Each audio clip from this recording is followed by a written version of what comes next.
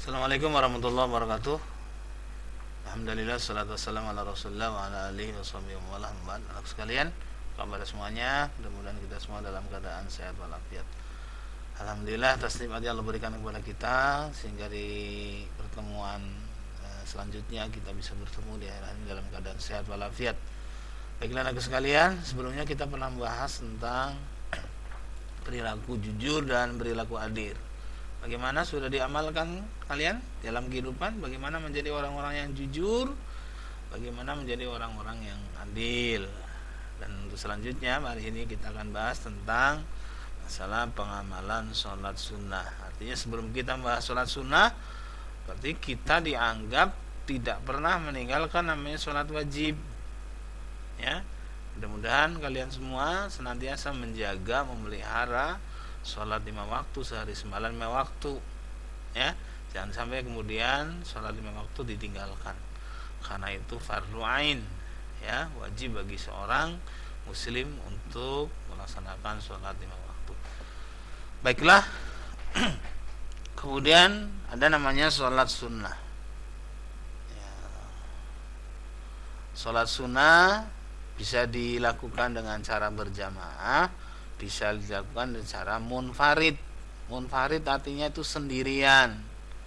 Jadi sholat sunnah itu banyak sekali, tapi ada sholat sunnah yang dilakukan dengan berjamaah, ada sholat sunnah yang dilakukan dengan sendirian.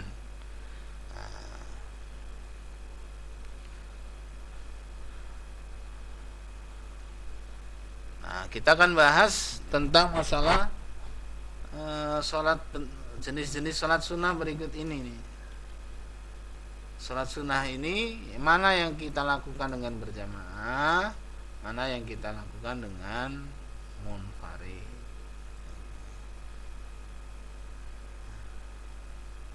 Yang pertama sholat sunnah duha, ya.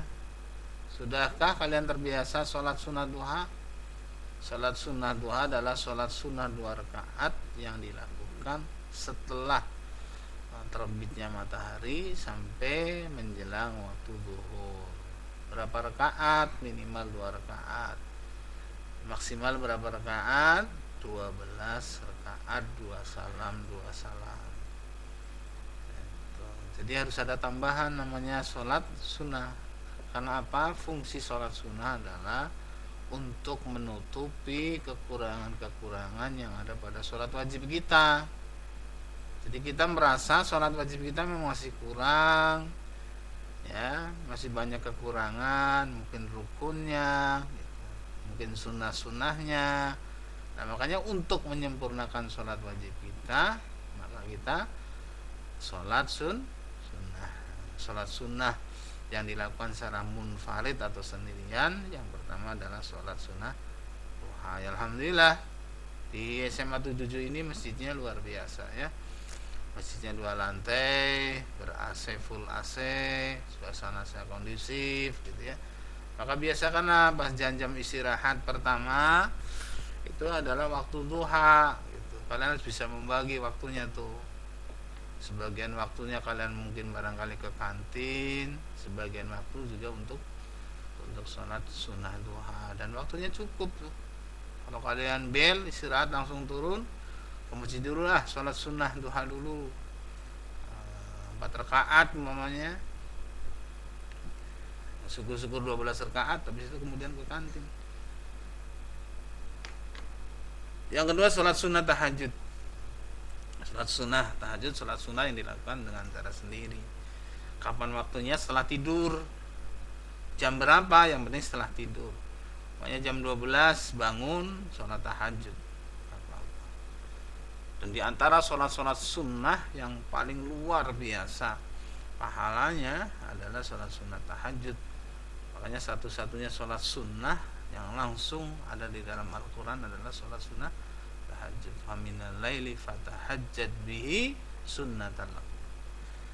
Jadi di sebagian malam ada yang namanya sholat sunnah tahajud. Nah, ini juga harus bisa dibiasakan dilaksanakan sholat sunnah tahajud. Pahalanya luar biasa. Karena apa? Berat, ya. mungkin lebih berat daripada sholat tahajud daripada sholat duha. Sholat duha kan waktunya di pagi hari, artinya kita sudah bangun tidur, memang waktunya orang sudah bangun tidur, waktu orang aktivitas. Tapi kalau tahajud tuh di mana orang lain tidur, nyenyak tidur, mimpi indah, tapi dia bangun di tengah malam, kemudian mengambil air wudhu, kemudian melaksanakan sholat sunnah tahajud. Nah, apalagi kalian kan sebagai seorang siswa yang punya cita-cita luhur luar biasa, ya, ingin menggapai cita-citanya, maka salah satunya bangun tengah malam, mengambil air wudhu, sholat sunat tahajud, berdoa kepada Allah Subhanahu Wa Taala. Insyaallah doa-doanya dikabulkan oleh Allah Subhanahu Wa Taala. Sholat sunnah tarawih dan witir. Nah, ini sholat sunnah tarawih witir ini dilakukan dengan cara berjamaah, gitu, di masjid, sholat sunnah tarawih, ya. Ini jangan sampai dilewatkan nih setahun sekali. Meskipun tahun ini kita kan sholat tarawihnya di rumah masing-masing, tapi dengan cara berjamaah dengan keluarga, ya.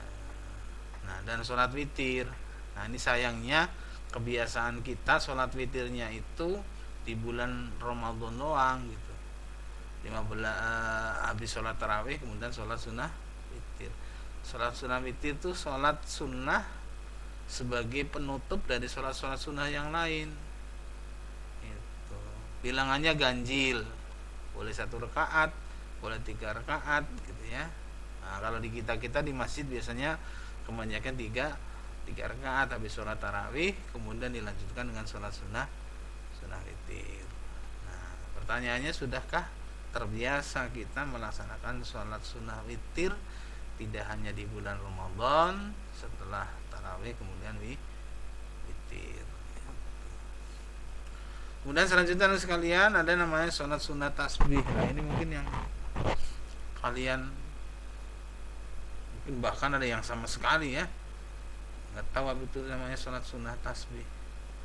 Sholat sunat tasbih, sholat sunnah 2 rakaat yang dilakukan masing-masing rakaat ada 2 baca Al-Fatihah. Selesai rakaat pertama nih, selesai Al-Fatihah, ruku, kemudian sami Allah liman hamidah, baca Al-Fatihah lagi. Dan setiap itunya kemudian membaca subhanallah, alhamdulillah, wala ilaha illallah, wallahu akbar. Nanti rakaat kedua juga sama. Sholat sunnah Idul Fitri dan Idul Adha ini dilakukan dengan cara berjamaah. Sholat sunnah Idul Fitri dan Idul Adha. Jadi kalau yang tadi bisa dilakukan sendiri atau berjamaah. Jadi kalau yang ini dilakukan dengan cara berjamaah. Idul Fitri harus berjamaah, nggak boleh sendiri, ya minimal 2 orang lah. Tuh di masa pandemi kan sholat Idul Fitrinya pada di rumah masing-masing ya. Ya kalian sholat sunnah, sholat witir, sholat Idul Fitri dengan orang tua, bapaknya yang imamin, bapaknya yang khutbah Idul Fitri, ya berjamaah nih. Dan yang kedua sholat sunnah Idul Adha, insyaallah nih tanggal 31 ya, hari Jumat kita sama-sama akan melaksanakan sholat Idul Adha. Dan alhamdulillah insyaallah mudah-mudahan di Idul Adha nanti kita bisa sholat berjamaahnya di masjid, tidak di rumah sendiri-sendiri. Selanjutnya sholat sunnah khusuf dan kusuf. Bedanya apa? Kalau khusuf ya, khusuful qamar, kusufus syam. Kalau khusuf itu sholat sunnah gerhana bulan. Kalau kusuf ini sholat sunnah gerhana matahari. Sudah pernahkah? Nah, ini suka ada berita kan di TV atau di mana? Oh ya, nanti tanggal sekian, bulan sekian, jam sekian mau terjadi gerhana bulan. Nah, berapa menit? Namanya 2 menit, sekian detik. Maka di ketika itu kita disunahkan sholat gerhana bulan. Nah, ini biasanya kalau gerhana bulan lebih sering daripada gerhana matahari. Kalau matahari biasanya setahun sekali, 2 tahun sekali. Nah, biasanya ada informasi tuh dari Kementerian Agama atau dari mana, oh ya tanggal sekian bulan sekian jam sekian hari ini akan terjadi gerhana matahari yang lamanya berapa menit. Nah, ketika terjadinya gerhana, maka kita disunahkan untuk sholat gerhana matahari. Sama nih bedanya, kalau Idul Fitri Idul Adha kan khutbahnya setelah sholat khutbah, ya kan, sholat dulu Idul Fitri baru dengerin khutbah. Idul Adha sama, sholat dulu baru dengerin fitnah. Kalau kusubus syamsi wal qamar, gerhana mati dan bulan ini ya kayak Jumat tuh, sholat dulu selesai baru kemudian khutbah gerhana bulan dan khutbah gerhana matahari. Kenapa sih kita harus sholat gerhana bulan dan matahari? Ya sesungguhnya ketika terjadinya gerhana bulan dan terjadinya gerhana matahari, makhluk Allah itu sedang bersujud kepada Allah Subhanahu wa taala. Maka kita pun disarankan untuk bersujud kepada Allah Subhanahu wa taala dengan cara sholat gerhana matahari dan bulan. Selanjutnya sholat istisqa. Ya, udah pernah kalian sholat istisqa? Sholat minta hujan. Bapak dulu pernah waktu kecil gerhana terjadinya kemarau yang sangat panjang sekali, hanya kemudian diinstruksikan satu kampung waktu itu suruh berbondong-bondong ke lapangan, ya, yang tua, yang muda, yang kecil semuanya, termasuk hewan ternaknya dibawa ke lapangan tuh, melaksanakan sholat sunnah istisqa, minta hujan kepada Allah Subhanahu wa taala agar diturunkan hujan, sambil kemudian bermuhasabah, merenungi perbuatan dosa yang dilakukan sehingga Allah ujian yang namanya kemarau panjang. Nah, makanya disunahkan dalam rangka untuk minta hujan dengan cara sholat istisqa 2 rakaat juga.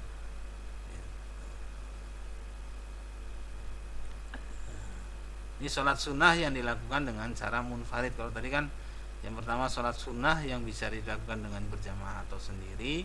Yang kedua tadi sholat sunnah yang dilakukan dengan cara berjamaah, dan ini yang sendiri nih, sholat sunnah istikharah, sholat sunnah tahiyatul masjid, sholat sunnah rawatib. Istikharah, ya, ketika kalian punya masalah, umpamanya dipilihkan 2 pilihan atau 3 pilihan, ya Allah, saya nanti mau kuliah di mana ya, di PTN mana ya, di perguruan tinggi mana ya, atau mungkin ketika UTBK pilihan 1 pilihan 2 diterima oleh Allah Subhanahu wa taala. Mau milih yang mana? Maka jangan milih sendiri. Kalau milih sendiri biasanya sesuai dengan emosi kita. Tapi istikharah. Dengan sholat istikharah nanti akan mendapatkan petunjuk dari Allah Subhanahu wa taala. Ada pilihan yang terbaik menurut Allah untuk kita. Milih PTN A apa milih PTN B? Termasuk ketika kalian cari kerjaan, cari jodoh dan sebagainya. Kemudian ada sholat sunnah tahiyatul masjid, 2 rakaat yang dilakukan ketika kalian masuki masjid sebelum duduk. Ya, makanya kalau kalian masuk masjid kok ada adzan, kenapa nggak langsung duduk? Berdiri. Karena apa? Sebelum sholat sunnah qobliyah, nanti akan sholat sunnah dulu, namanya tahiyatul masjid. Bisa dilakukan berkali-kali. Kalian sudah sholat tahiyatul masjid nih, selesai keluar dari masjid, masuk lagi, boleh lagi sholat tahiyatul masjid. Dan selanjutnya sholat sunnah rawatib, qobliyah dan ba'diyah. Ada sholat sunnah mutlak, ada sholat sunnah rawatib. Sholat sunnah rawatib adalah sholat sunnah yang dikerjakan mendampingi berurutan dengan sholat wajib. Sedangkan sholat sunnah mutlak, sholat sunnah yang dilakukan tidak berurutan dengan sholat wajib. Yaitu sholat-sholat yang tadi kita bahas tuh, tahiyatul masjid, istikharah, tahajud, duha, itu namanya sholat sunnah mutlak. Dengan sholat sunnah rawatib, sholat sunnah yang mengiringi sholat wajib. Kalau dalam hadis Rasulullah SAW ya ada 12 rakaat.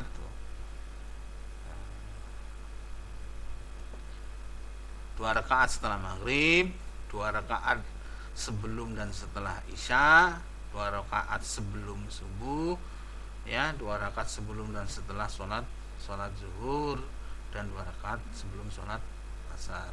Dan setelah subuh dan setelah sholat asar itu diharamkan untuk melakukan sholat sunnah qobliyah dan ba'diyah. Qobliyah artinya sebelum, ba'diyah artinya setelah. Sebelum dan setelah sholat wajib. Saya kira itu anak sekalian, mudah-mudahan ya dengan jenis-jenis sholat sunnah yang kita lakukan baik dengan cara berjamaah ya, ataupun sendiri, ataupun sholat sunnah yang dilakukan dengan sendiri, kita bisa melaksanakan dalam kehidupan kita sehari. Terima kasih. Assalamualaikum warahmatullahi wabarakatuh.